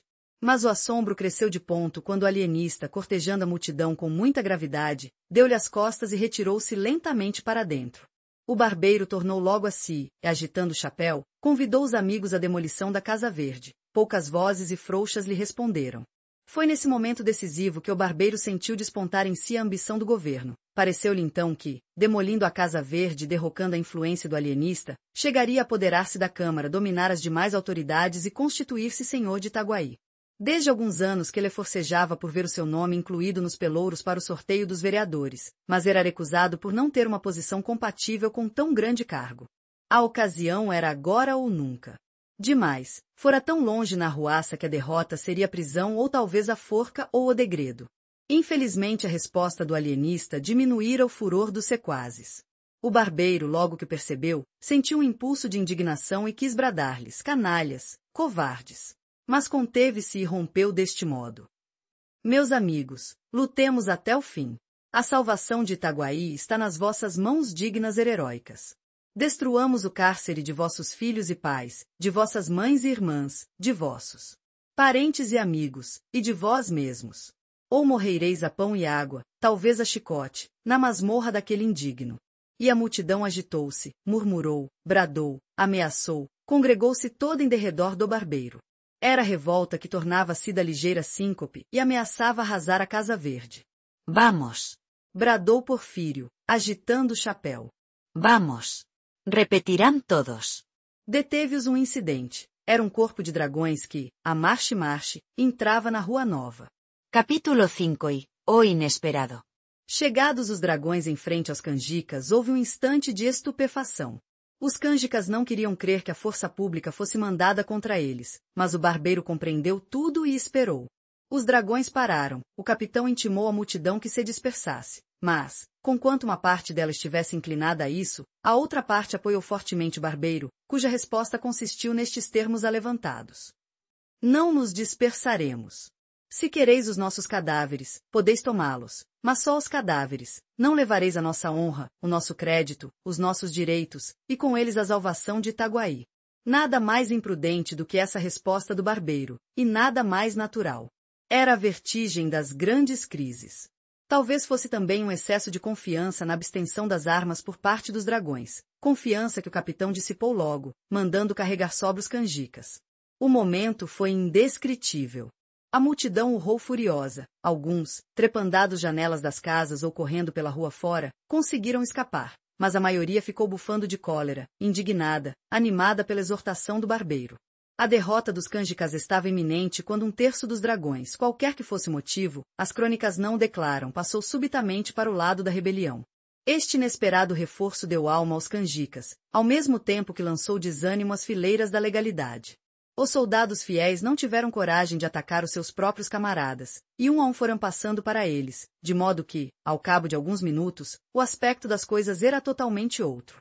O capitão estava de um lado com alguma gente contra uma massa compacta que o ameaçava de morte. Não teve remédio, declarou-se vencido e entregou a espada ao barbeiro. A revolução triunfante não perdeu um só minuto. Recolheu os feridos às casas próximas e guiou para a Câmara povo e tropa fraternizavam, davam vivas a El-Rei, ao vice-rei, a Itaguaí, ao ilustre Porfírio. Este ia na frente, empunhando tão destramente espada, como se ela fosse apenas uma navalha um pouco mais comprida. A vitória cingia-lhe a fronte de um nimbo misterioso. A dignidade de governo começava a eurijar-lhe os quadris. Os vereadores, às janelas, vendo a multidão e a tropa, cuidaram que a tropa capturara a multidão, e sem mais exame, entraram e votaram uma petição ao vice-rei para que mandasse dar um mês de soldo aos dragões, cujo denodo salvou Itaguaí do abismo a que o tinha lançado uma cáfila de rebeldes. Esta frase foi proposta por Sebastião Freitas, o vereador dissidente cuja defesa dos canjicas tanto escandalizara os colegas. Mas bem depressa a ilusão se desfez. Os vivas ao barbeiro, os morras aos vereadores e ao alienista vieram dar-lhes notícia da triste realidade.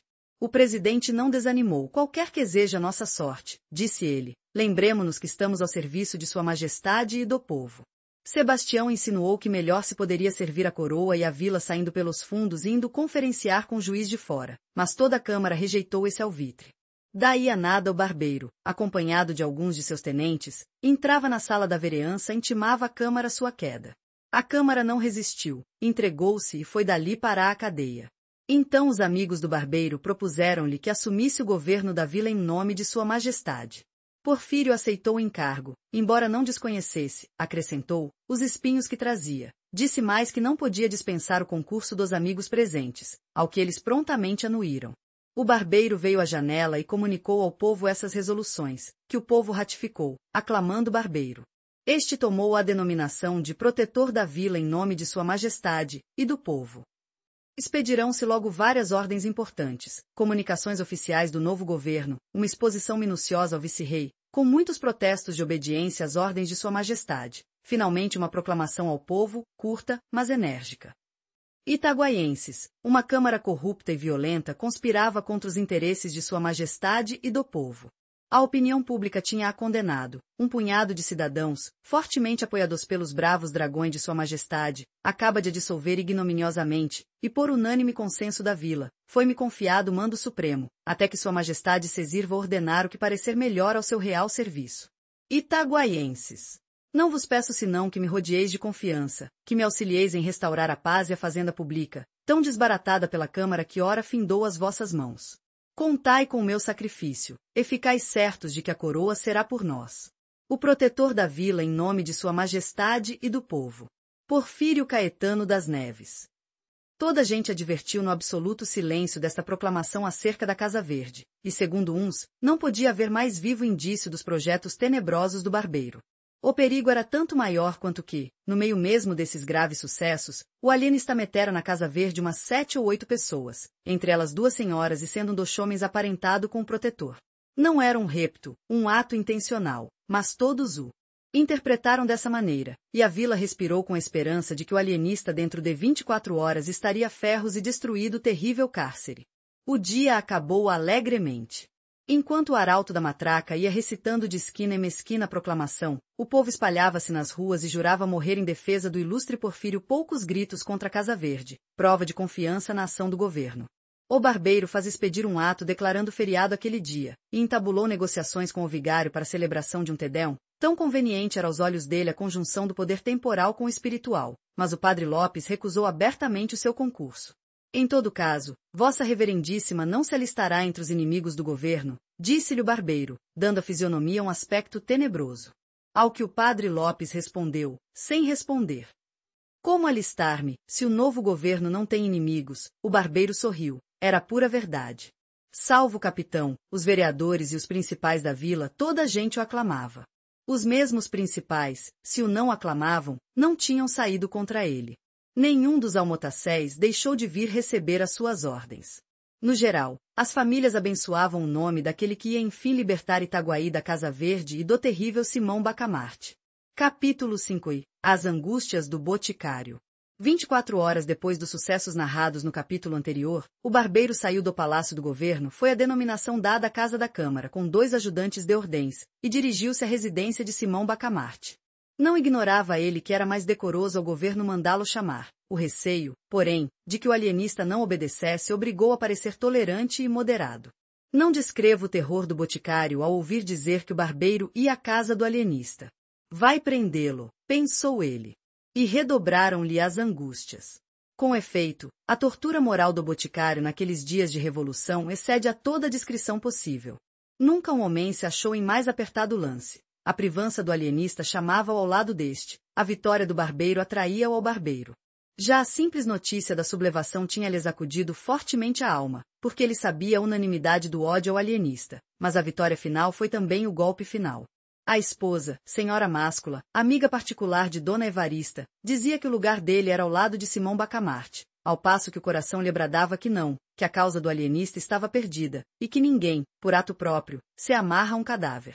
Fê-lo Catão, é verdade, sede victa Catone, pensava ele, relembrando algumas palestras habituais do padre Lopes, mas Catão não se atou a uma causa vencida. Ele era a própria causa vencida, a causa da República. O seu ato, portanto, foi de egoísta, de um miserável egoísta. Minha situação é outra. Insistindo, porém, a mulher não achou Crispim Soares outra saída em tal crise senão a dor. Declarou-se doente e meteu-se na cama. Lá vai o Porfírio à casa do doutor Bacamarte, disse-lhe a mulher no dia seguinte à cabeceirada cama. Vai acompanhado de gente. Vai prendê-lo, pensou o boticário. Uma ideia tras outra. O boticário imaginou que, uma vez preso o alienista, viriam também buscá-lo a ele na qualidade de cúmplice. Esta ideia foi zero melhor dos vesicatórios. Crispim Soares ergueu-se, disse que estava bom, que ia sair. e, apesar de todos os esforços e protestos da consorte, vestiu-se e saiu. Os velhos cronistas são unânimes em dizer que a certeza de que o marido ia colocar-se nobremente ao lado do alienista consolou grandemente a esposa do boticário, e notam com muita perspicácia o imenso poder moral de uma ilusão, porquanto, o boticário caminhou resolutamente ao palácio do governo e não à casa do alienista. Ali chegando, mostrou-se admirado de não ver o barbeiro, a quem ia apresentar os seus protestos de adesão, não tendo feito desde a véspera por enfermo. E tossia com algum custo. Os altos funcionários que lhe ouviam esta declaração, sabedores da intimidade do boticário com o alienista, compreenderam toda a importância da adesão nová e trataram a Crispim Soares com apurado carinho. Afirmaram-lhe que o barbeiro não tardava. Sua senhoria tinha ido à Casa Verde, a negócio importante, mas não tardava. Deram-lhe cadeira, refrescos, elogios. Disseram-lhe que a causa do ilustre Porfírio era de todos os patriotas, ao que o boticário ia repetindo que sim, que nunca pensara outra coisa, que isso mesmo mandaria declarar a sua majestade.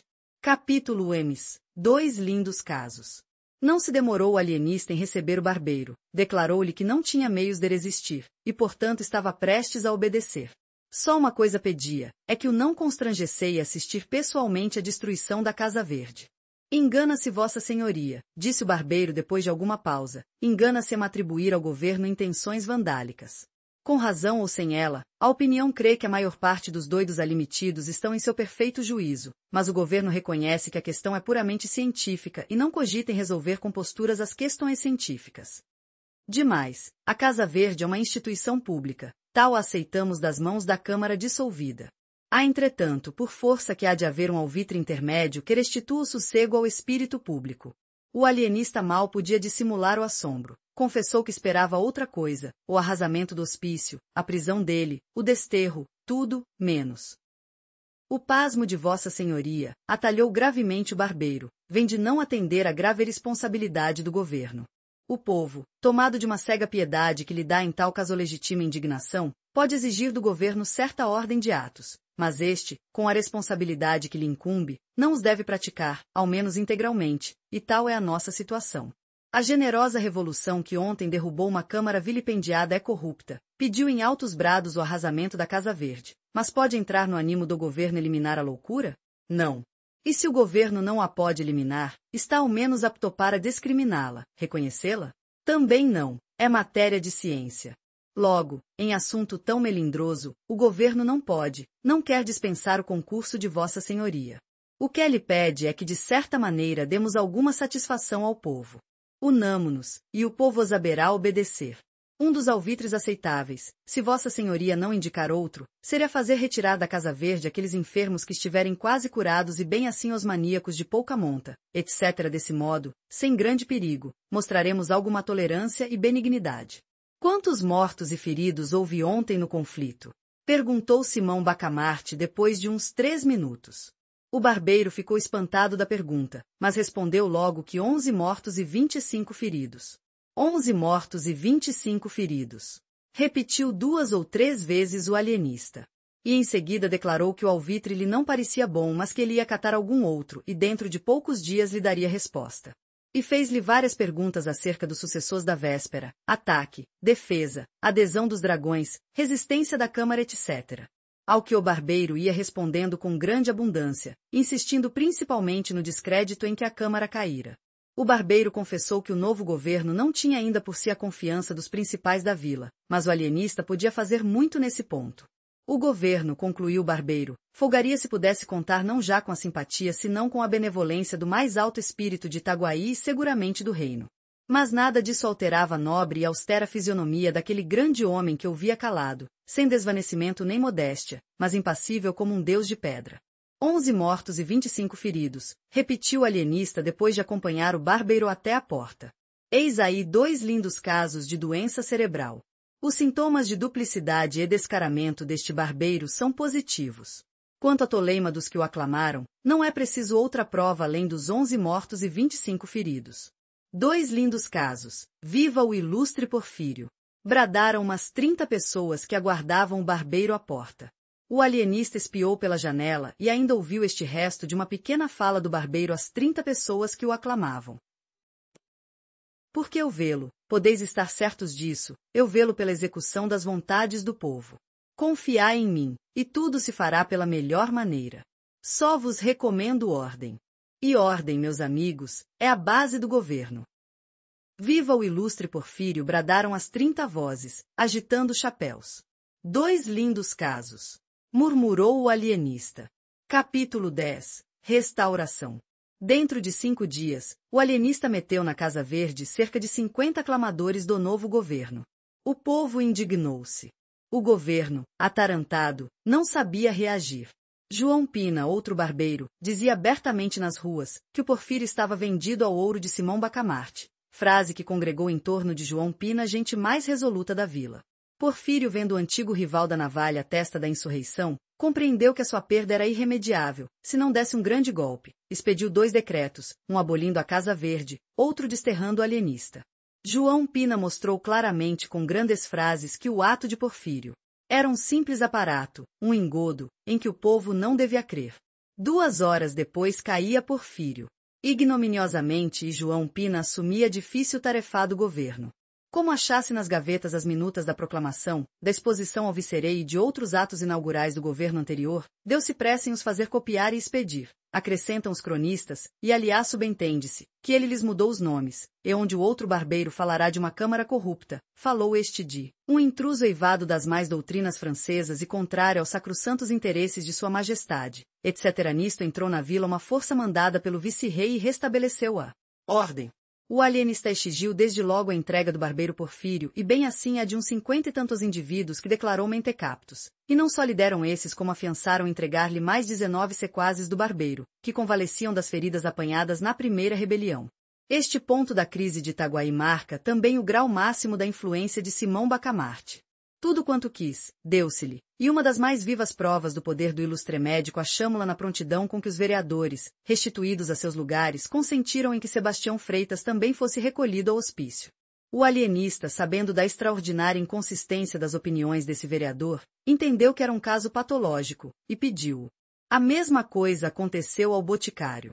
O alienista, desde que lhe falaram da momentânea adesão de Crispim Soares à rebelião dos canjicas, comparou à aprovação que sempre receberá dele ainda na véspera, e mandou capturá-lo. Crispim Soares não negou o fato, mas explicou dizendo que cedera um movimento de terror ao ver a rebelião triunfante, e deu como prova a ausência de nenhum outro aro seu, acrescentando que voltará logo à cama, doente. Simão Bacamarte não contrariou. Disse, porém, aos circunstantes que o terror também é pai da loucura, e que o caso de Crispim Soares lhe parecia dos mais caracterizados. Mas a prova mais evidente da influência de Simão Bacamarte foi a docilidade com que a Câmara lhe entregou o próprio presidente. Este digno magistrado tinha declarado, em plena sessão, que não se contentava, para lavá-la da afronta dos canjicas, com menos de 30 almudes de sangue, palavra que chegou aos ouvidos do alienista por boca do secretário da Câmara, entusiasmado de tamanha energia. Simão Bacamarte começou por meter 0 secretário na Casa Verde, e foi dali à Câmara a qual declarou que o presidente estava padecendo da demência dos touros, um gênero que ele pretendia estudar, com grande vantagem para os povos. A Câmara a princípio hesitou, mas acabou cedendo. Daí em diante foi uma coleta desenfreada. Um homem não podia dar nascença ao curso a mais simples mentira do mundo, ainda daquelas que aproveitam ao inventor ou divulgador que não fosse logo metido na Casa Verde. Tudo era loucura. Os cultores de enigmas, os fabricantes de charadas, de anagramas, os maldizentes, os curiosos da vida alheia, os que põem todo o seu cuidado na tafularia, um ou outro almotassé enfunado, ninguém escapava aos emissários do alienista. Ele respeitava as namoradas e não poupava as namoradeiras, dizendo que as primeiras cediam a um impulso natural e as segundas a um vício. Se um homem era avaro ou pródigo, ia do mesmo modo para a Casa Verde, daí a alegação de que não havia regra para completa sanidade mental. Alguns cronistas creem que Simão Bacamarte nem sempre procedia com lisura, e citam em abono da afirmação, que não sei se pode ser aceita, o fato de ter alcançado da Câmara uma postura autorizando o uso de um anel de prata no dedo polegar da mão esquerda, a toda pessoa que, sem outra prova documental ou tradicional, declarasse ter nas veias 2 ou 3 onças de sangue godo. Dizem esses cronistas que o fim secreto da insinuação à Câmara foi enriquecer um ourives amigo e compadre dele, mas, conquanto seja certo que o ourives viu prosperar o negócio depois da nova ordenação municipal, não é menos que essa postura deu à Casa Verde uma multidão de inquilinos, pelo que, não se pode definir, sem temeridade, o verdadeiro fim do ilustre médico. Quanto à razão determinativa da captura e aposentação na Casa Verde de todos quantos usaram do anel, é um dos pontos mais obscuros da história de Itaguaí. A opinião mais verossímil é que eles foram recolhidos por andarem a gesticular, áloa, nas ruas, em casa, na igreja. Ninguém ignora que os doidos gesticulam muito. Em todo caso, é uma simples conjetura, de positivo, nada há. Onde é que este homem vai parar? Diziam os principais da terra. Se nós tivéssemos apoiado os canjicas. Um dia de manhã, dia em que a Câmara devia dar um grande baile, a vila inteira ficou abalada com a notícia de que a própria esposa do alienista fora metida na Casa Verde. Ninguém acreditou, devia ser invenção de algum gaiato. E não era, era verdade pura. Dona Evarista fora recolhida às 2 horas da noite. O padre Lopes correu ao alienista e interrogou-o discretamente acerca do fato. Já há algum tempo que eu desconfiava, disse gravemente o marido. A modéstia com que ela viverá em ambos os matrimônios não podia conciliar-se com o furor das sedas, veludos, rendas e pedras preciosas que manifestou logo que voltou do Rio de Janeiro. Desde então comecei a observá-la. Suas conversas eram todas sobre esses objetos. Se eu lhe falava das antigas cortes, inquiria logo da forma dos vestidos das damas. Se uma senhora visitava na minha ausência, antes de me dizer o objeto da visita, descrevia-me o trajo, aprovando umas coisas e censurando outras. Um dia, creio que Vossa Reverendíssima há de lembrar-se, propôs-se a fazer anualmente um vestido para a imagem de Nossa Senhora da Matriz. Tudo isto eram sintomas graves. Esta noite, porém, declarou-se a total demência. Tinha escolhido, preparado, enfeitado o vestuário que levaria ao baile da Câmara Municipal. Só hesitava. Entre um colar de granada e outro de safira. Anteontem perguntou-me qual deles levaria. Respondi-lhe que um ou outro lhe ficava bem. Ontem repetiu a pergunta ao almoço. Pouco depois de jantar fui achá-la calada e pensativa. Que tem? Perguntei-lhe. Queria levar o colar de granada, mas acho de safira tão bonito, pois levo de safira. Mas onde fica o de granada? Enfim, passou a tarde sem novidade. Ceamos, e deitamo-nos. Alta noite, seria 1h30, acordo e não a vejo. Levanto-me, vou ao quarto de vestir, acho-a diante dos 2 colares, ensaiando-os ao espelho, ora um ora outro. Era evidente a demência, recolhi-a logo. O padre Lopes não se satisfez com a resposta, mas não objetou nada. O alienista, porém, percebeu e explicou-lhe que o caso de Dona Evarista era de mania santuária, não incurável e em todo caso digno de estudo. Conto pô-la boa dentro de 6 semanas, concluiu ele. E a abnegação do ilustre médico deu-lhe grande realce. Conjeturas, invenções, desconfianças, tudo caiu por terra desde que ele não duvidou recolher à Casa Verde a própria mulher, a quem amava com todas as forças da alma. Ninguém mais tinha o direito de resistir-lhe, menos ainda o de atribuir-lhe intuitos alheios à ciência. Era um grande homem austero, Hipócrates forrado de Catão. Capítulo 10. O assombro de Itaguaí. E agora prepare-se o leitor para o mesmo assombro em que ficou a vila ao saber um dia que aos loucos da Casa Verde iam todos ser postos na rua. Todos. É impossível, alguns sim, mas todos. Todos. Assim o disse ele no ofício que mandou hoje de manhã à Câmara. De fato o alienista oficiara a Câmara expondo, 1. Que verificara das estatísticas da Vila E da Casa Verde que 4/5 da população estavam aposentados naquele estabelecimento. 2 graus que esta deslocação de população levará ao examinar os fundamentos da sua teoria das moléstias cerebrais. Teoria que excluía da razão todos os casos em que o equilíbrio das faculdades não fosse perfeito e absoluto. 3 graus que, desse exame do fato estatístico, resultara para ele a convicção de que a verdadeira doutrina não era aquela, mas a oposta, e, portanto, que se devia admitir como normal e exemplar o desequilíbrio das faculdades e como hipóteses patológicas todos os casos em que aquele equilíbrio fosse ininterrupto. 4D que à vista disso declarava a Câmara que ia dar liberdade aos reclusos da Casa Verde e agasalhar nela as pessoas que se achassem nas condições agora expostas. 5 graus que, tratando de descobrir a verdade científica, não se pouparia esforços de toda a natureza, esperando da Câmara igual dedicação. 6 que restituía à Câmara e aos particulares a soma do estipêndio recebido para alojamento dos supostos loucos. Descontada a parte efetivamente gasta com alimentação, roupa, etc. O que a Câmara mandaria verificar nos livros e arcas da Casa Verde. O assombro de Itaguaí foi grande, não foi menor a alegria dos parentes e amigos dos reclusos. Jantares, danças, luminárias, músicas, tudo houve para celebrar tão fausto acontecimento. Não descrevo as festas por não interessarem ao nosso propósito, mas foram esplêndidas, tocantes e prolongadas. E vão assim as coisas humanas. No meio do regozijo produzido pelo ofício de Simão Bacamarte, ninguém advertia na frase final do quarto, uma frase cheia de experiências futuras. Capítulo 10. O final do quarto. Apagaram-se as luminárias, reconstituíram-se as famílias, tudo parecia reposto nos antigos eixos. Reinava a ordem, a Câmara exercia outra vez o governo sem nenhuma pressão externa, o presidente e o vereador Freitas tornaram aos seus lugares.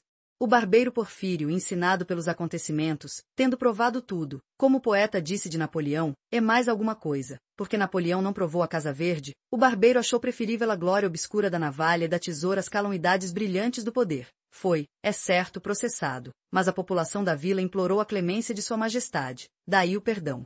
João Pina foi absolvido, atendendo-se a que ele derrocara um rebelde. Os cronistas pensam que deste fato é que nasceu nosso adágio: ladrão que furta ladrão tem 100 anos de perdão. Adágio imoral, é verdade, mas grandemente útil.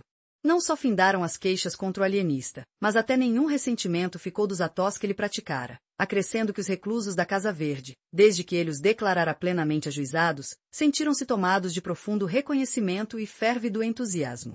Muitos entenderam que o alienista merecia uma especial manifestação e deram-lhe um baile, ao qual se seguiram outros bailes e jantares. Dizem as crônicas que Dona Evarista a princípio tivera ideia de separar-se do consorte, mas a dor de perder a companhia de tão grande homem venceu qualquer ressentimento de amor próprio e o casal veio a ser ainda mais feliz do que antes. Não menos íntima ficou a amizade do alienista e do boticário. Este concluiu do ofício de Simão Bacamarte que a prudência é a primeira das virtudes em tempos de revolução e apreciou muito a magnanimidade do alienista, que ao dar-lhe liberdade estendeu-lhe a mão de amigo velho. É um grande homem, disse ele à mulher, referindo àquela circunstância. Não é preciso falar do Albardeiro, do Costa, do Coelho, do Martim Brito e outros especialmente nomeados neste escrito. Basta dizer que puderam exercer livremente os seus hábitos anteriores. O próprio Martim Brito, recluso por um discurso em que louvara enfaticamente Dona Evarista, fez agora outro em honra do insigne médico cujo altíssimo gênio, elevando as asas muito acima do sol, deixou abaixo de si todos os demais espíritos da terra. Agradeço as suas palavras, retorquiu-lhe o alienista, e ainda me não arrependo de o haver restituído liberdade. Entretanto, a Câmara que responderá ao ofício de Simão Bacamarte com a ressalva de que oportunamente estatuiria em relação ao final do 4 graus, tratou enfim de legislar sobre ele. Foi adorada sem debate uma postura, autorizando o alienista a agasalhar na Casa Verde as pessoas que se achassem no gozo do perfeito equilíbrio das faculdades mentais. E porque a experiência da Câmara tivesse sido dolorosa, estabeleceu ela a cláusula de que a autorização era provisória, limitada a 1 ano, para o fim de ser experimentada a novateoria psicológica, podendo a Câmara antes mesmo daquele prazo mandar fechar a Casa Verde, se a isso fosse aconselhada por motivos de ordem pública. O vereador Freitas propôs também a declaração de que, em nenhum caso, fossem os vereadores recolhidos ao asilo dos alienados, cláusula que foi aceita, votada e incluída na postura apesar de as reclamações do vereador Galvão. O argumento principal deste magistrado é que a Câmara, legislando sobre uma experiência científica, não podia excluir as pessoas dos seus membros das consequências da lei. A exceção era odiosa e ridícula. Mal proferir estas 2 palavras, romperam os vereadores em altos brados contra a audácia e insensatez do colega. Este, porém, ouviu-os e limitou-se a dizer que votava contra a exceção. A vereança, concluiu ele, não nos dá nenhum poder especial nem nos elimina do espírito humano. Simão Bacamarte aceitou a postura com todas as restrições. Quanto à exclusão dos vereadores, declarou que teria profundo sentimento se fosse compelido a recolhê-los à Casa Verde. A cláusula, porém, era a melhor prova de que eles não padeciam do perfeito equilíbrio das faculdades mentais. Não acontecia o mesmo ao vereador Galvão, cujo acertou na objeção feita, e cuja moderação na resposta dada às invectivas dos colegas mostrava da parte dele um cérebro bem organizado, pelo que rogava a Câmara que lhe entregasse. A Câmara, sentindo-se ainda agravada pelo proceder do vereador Galvão, estimou 0 pedido do alienista e votou unanimemente a entrega. Compreende-se que, pela teoria nova, não bastava um fato ou um dito para recolher alguém à Casa Verde, era preciso um longo exame, um vasto inquérito do passado e do presente. O Padre Lopes, por exemplo, só foi capturado 30 dias depois da postura, a mulher do boticário 40 dias. A reclusão desta senhora encheu o consorte de indignação. Crispim Soares saiu de casa espumando de cólera e declarando às pessoas a quem encontrava que ia arrancar as orelhas ao tirano. Um sujeito, adversário do alienista, ouvindo na rua essa notícia, esqueceu os motivos de dissidência, e correu à casa de Simão Bacamarte a participar-lhe o perigo que corria. Simão Bacamarte mostrou-se grato ao procedimento do adversário, e poucos minutos lhe bastaram para conhecer a retidão dos seus sentimentos, a boa-fé, o respeito humano, a generosidade. Apertou-lhe muito as mãos, e recolheu a Casa Verde. Um caso destes é raro, disse ele à mulher pasmada. Agora esperemos o nosso Crispim. Crispim Soares entrou. A dor vencera a raiva, o boticário não arrancou as orelhas ao alienista. Este consolou seu privado, assegurando-lhe que não era caso perdido. Talvez a mulher tivesse alguma lesão cerebral, e examiná-la com muita atenção, mas antes disso não podia deixá-la na rua. E, parecendo-lhe vantajoso reuni-los, porque a astúcia e velhacaria do marido poderiam de certo modo curar a beleza moral que ele descobrira na esposa, disse Simão Bacamarte.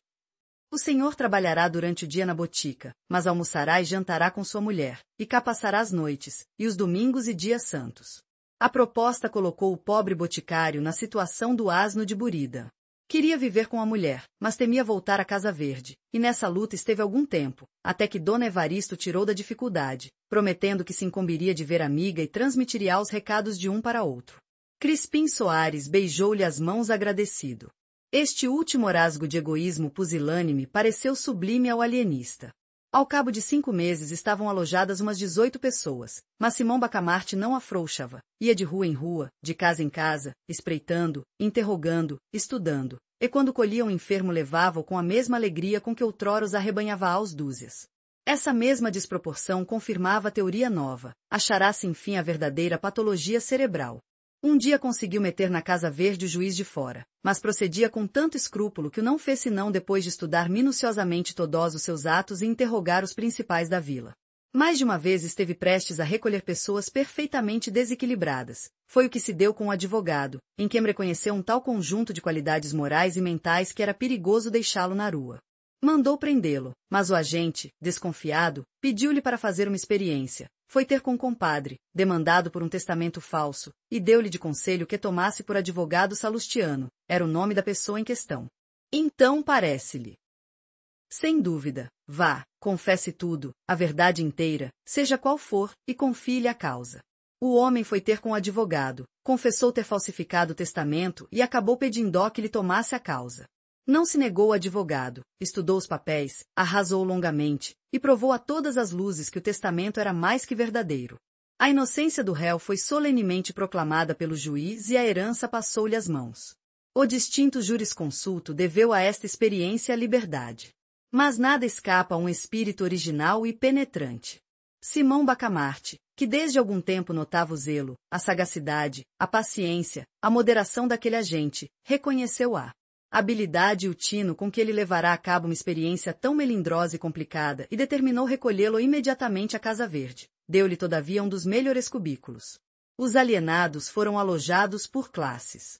Fez-se uma galeria de modestos, isto é, os loucos em quem predominava esta perfeição moral, outra de tolerantes, outra de verídicos, outra de símplices, outra de leais, outra de magnânimos, outra de sagazes, outra de sinceros, etc. Naturalmente as famílias e os amigos dos reclusos bradavam contra a teoria, e alguns tentaram compelir a Câmara a caçar a licença. A Câmara, porém, não esquecera a linguagem do vereador Galvão, e, se caçasse a licença, vê-lo-ia na rua e restituído ao lugar, pelo que, recusou.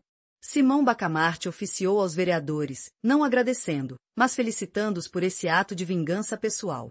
Desenganados da legalidade, alguns principais da vila recorreram secretamente ao barbeiro Porfírio e afiançaram-lhe todo o apoio de gente, de dinheiro e influência na corte, se ele se pusesse à testa de outro movimento contra a Câmara e o alienista. O barbeiro respondeu-lhes que não, que a ambição levará da primeira vez a transgredir as leis, mas que ele se emendara, reconhecendo o erro próprio e a pouca consistência da opinião dos seus mesmos sequazes, que a Câmara entenderá autorizar a nova experiência do alienista, por 1 ano cumpria, ou esperar o fim do prazo, ou requerer ao vice-rei, caso a mesma Câmara rejeitasse o pedido. Jamais aconselharia o emprego de um recurso que ele viu falhar em suas mãos e isso a troco de mortes e ferimentos que seriam seu eterno remorso. O que é que me está dizendo? Perguntou o alienista quando um agente secreto lhe contou a conversação do barbeiro com os principais da vila. 2 dias depois o barbeiro era recolhido à Casa Verde. Preso por ter cão, preso por não ter cão, exclamou o infeliz. Chegou o fim do prazo, a Câmara autorizou um prazo suplementar de 6 meses para ensaio dos meios terapêuticos. O desfecho deste episódio da crônica itaguaiense é de tal ordem e tão inesperado, que merecia nada menos de 10 capítulos de exposição, mas contento-me com um, que será o remate da narrativa, e um dos mais belos exemplos de convicção científica e abnegação humana. Capítulo 10 Plus Ultra, era a vez da terapêutica. Simão Bacamarte, ativo e sagaz em descobrir enfermos, excedeu-se ainda na diligência e penetração com que principiou a tratá-los. Neste ponto todos os cronistas estão de pleno acordo. O ilustre alienista faz curas pasmosas, que excitaram a mais viva admiração em Itaguaí. Com efeito, era difícil imaginar mais racional sistema terapêutico. Estando os loucos divididos por classes, segundo a perfeição moral que em cada um deles excedia as outras. Simão Bacamarte cuidou em atacar de frente a qualidade predominante. Supin homos a modesto.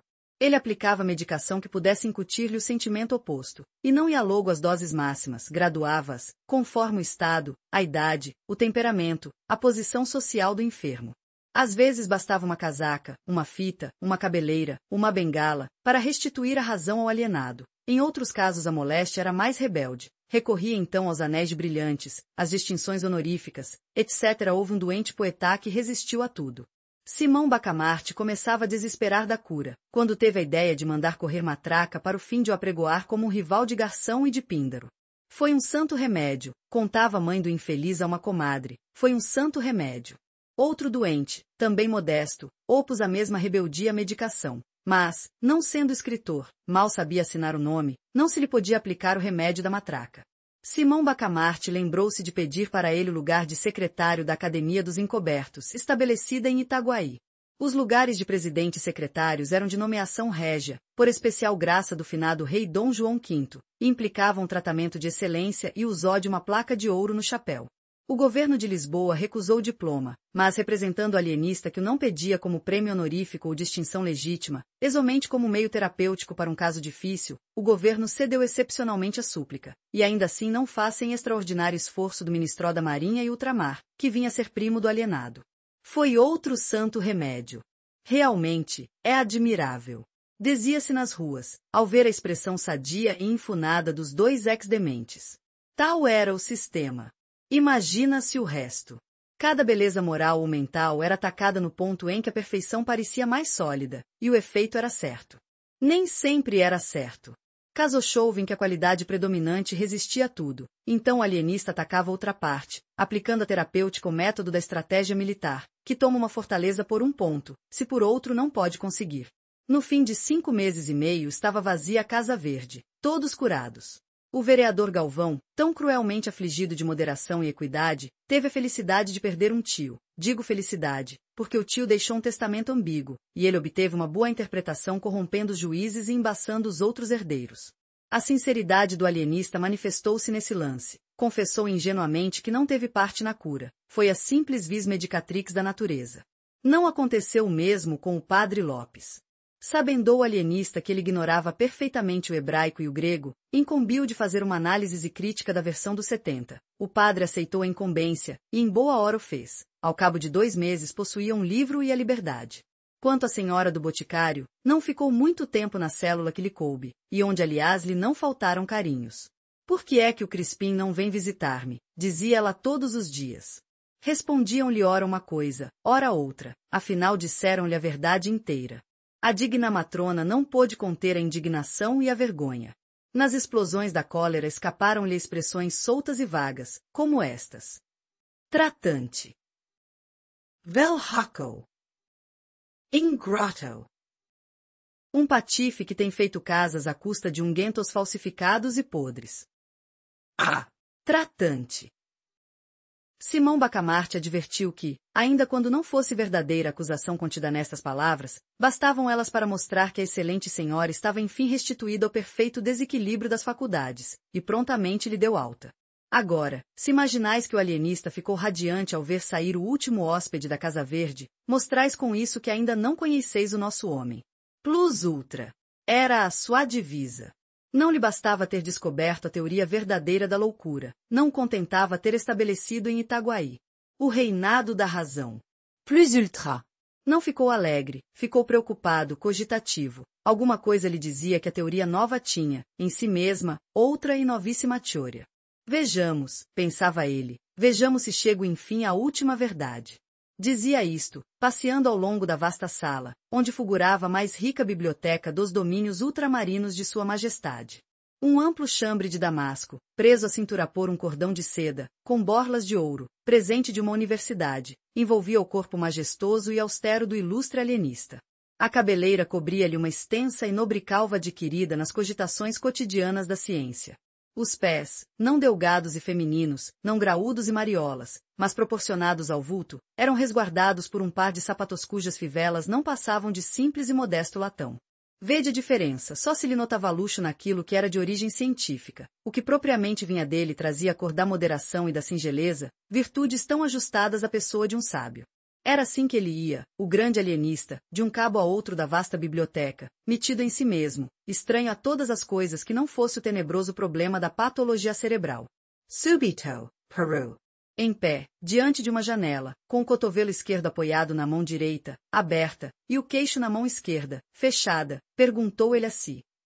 Mas deveras estariam eles doidos, e foram curados por mim, ou o que pareceu cura não foi mais do que a descoberta do perfeito desequilíbrio do cérebro, e cavando por aí abaixo, eis o resultado a que chegou. Os cérebros bem organizados que ele acabava de curar, eram desequilibrados como os outros. Sim, dizia ele consigo, eu não posso ter a pretensão de haver-lhes incutido um sentimento ou uma faculdade nova. Uma e outra coisa existiam no estado latente, mas existiam. Chegado a esta conclusão, o ilustre alienista teve duas sensações contrárias, uma de gozo, outra de abatimento.